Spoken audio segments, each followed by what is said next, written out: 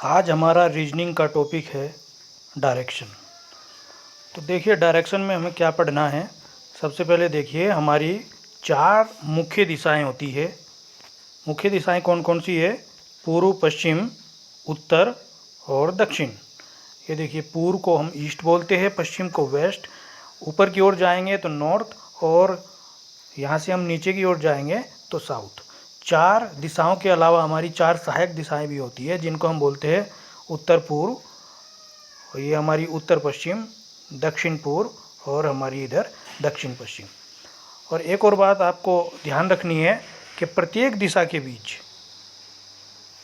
90 degree का कोण बनता है। प्रत्येक मुख्य दिशाओं के बीच 90 डिग्री का कोण बनता है। ये 90, ये 90, ये 90। प्रत्येक सहायक दिशाओं के बीच भी 90-90 डिग्री का कोण बनता है।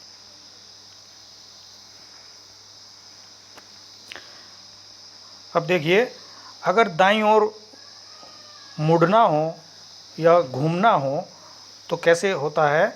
जिधर हमारा मुंह होता है वहीं से हम अपने हैंड्स को देखते हैं कि राइट है या लेफ़्ट है। राइट है तो राइट की तरफ मुड़ जाएंगे, लेफ़्ट है तो लेफ़्ट की तरफ। दाएं मुड़ना को हम दक्षिणावर्त कहते हैं, या इंग्लिश में हम क्लॉकवाइज कहते हैं, जिसका मतलब है घड़ी की दिशा में। अगर बाईं ओर मुड़ना हो तो बाएं हाथ की तरफ मुड़ जाते हैं। देखिए कैसे, उत्तर की ओर जा रहे हैं तो यहाँ से हमारा ये बायां हाथ ये होगा, फिर नीचे की ओर जाएंगे क्योंकि ये हमारा मुख हो गया तो ये बाईं ओर, ये अगर मुख हुआ तो ये बाईं ओर, ये हमारा मुख हुआ तो ये बाईं ओर। और बाईं ओर को हम वामावर्त भी कहते हैं या एंटी क्लॉकवाइज कहते हैं। इसका मतलब है घड़ी की विपरीत दिशा में।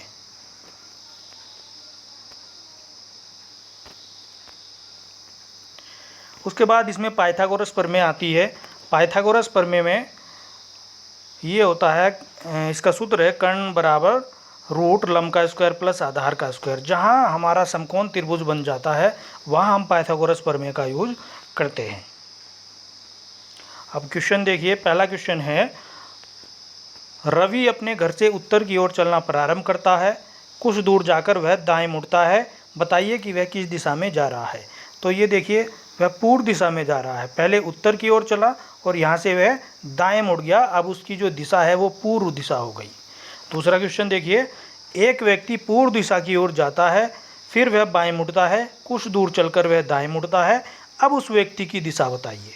तो एक तरीका तो ये है कि हम पहले उसको पूर्व की ओर करें और फिर बाएं मोड़े, फिर दाएं मोड़े, तो तब लास्ट में देखना है कि उस व्यक्ति की दिशा क्या है, तो ये पूर्व दिशा होगी।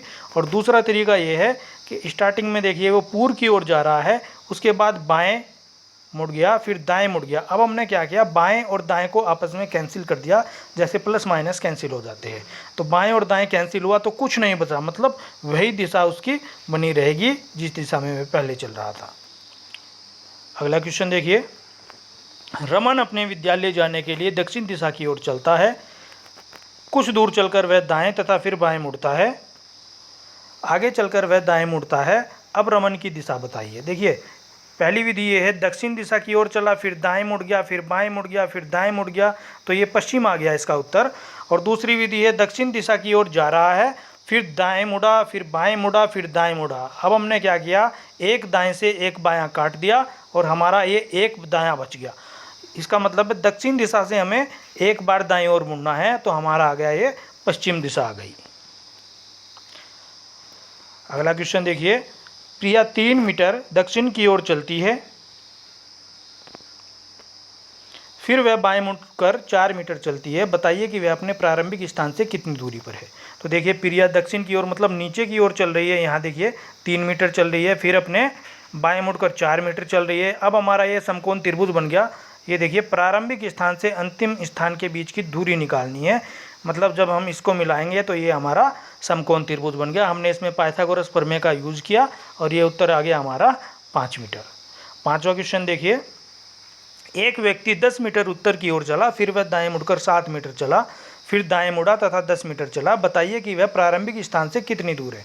देखिए पहले उत्तर की ओर चला 10 मीटर, फिर दाएं मुड़ा 7 मीटर चला, उसके बाद दाएं मुड़ा फिर 10 मीटर चला। अब हमें ज्ञात करना है ये जो हमारा प्रारंभिक बिंदु था और ये अंतिम बिंदु था, इनके बीच की डिस्टेंस कितनी है। देखिए 10 10 ऊपर 7 है तो नीचे भी 7 हो गया, तो इसका उत्तर आ गया हमारा 7 मीटर। धन्यवाद।